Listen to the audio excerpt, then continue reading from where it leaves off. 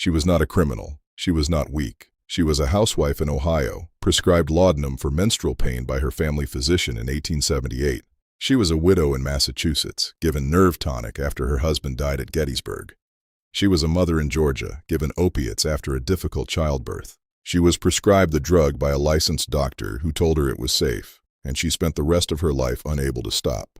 Between 56 and 71% of opiate addicts in late 19th century America were women. The most devastating portrait of female laudanum addiction in American literature came from playwright Eugene O'Neill. Long Day's Journey into Night, written in the 1940s but set in 1912, is deeply autobiographical. Every character is based on O'Neill's own family. The character of Mary Tyrone is his mother, Ella Quinlan O'Neill.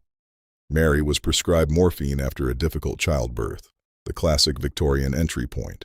The doctor assured her it was safe. She could stop any time. She didn't stop. Couldn't stop. The play is O'Neill's attempt to understand that loss. In the play, Mary describes the fog, a sense of being separated from her family by an invisible barrier. Her crippled hands, which she blames on rheumatism. Her inability to reach out and connect. The desperate, cyclical denial. Even as her family watches her disappear into the haze again, she insists she's fine. O'Neill's mother was addicted for over 20 years. The family tried multiple times. Convents, sanatoriums. Nothing worked. O'Neill grew up watching his mother slip away, present in body, absent in spirit. The play is his reckoning with what was done to her, by her doctor, by her society.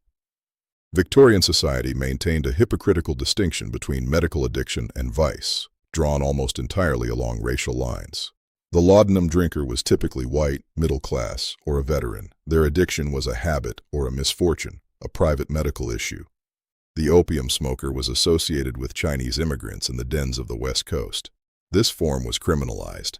These were degenerates who had chosen vice. San Francisco's 1875 Opium Den Ordinance was explicitly targeted at Chinese immigrants. The Chinese Exclusion Act of 1882 followed. Meanwhile, white Americans could still obtain prescription opiates freely. Same molecule, different color skin, completely different legal and moral treatment. Even within white America, enforcement was class-based. Respectable women of means escaped criminalization. Addiction was a medical problem requiring compassion. When the face of addiction shifted to working-class men and urban youth, suddenly prohibition became politically viable. The drug didn't get more dangerous. The user changed. On December 17, 1914, President Woodrow Wilson signed the Harrison Narcotics Tax Act into law. On paper, a tax law. In practice, prohibition. Treasury Department agents interpreted professional practice to exclude addiction maintenance. Doctors were arrested for prescribing laudanum to prevent withdrawal. The medical profession learned quickly. Compassion for addicts was now a crime. A woman taking laudanum for 20 years was suddenly a criminal.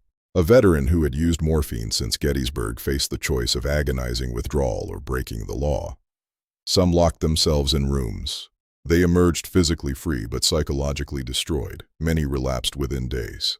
The black market that had barely existed exploded overnight. The 1906 disclosure law saved lives.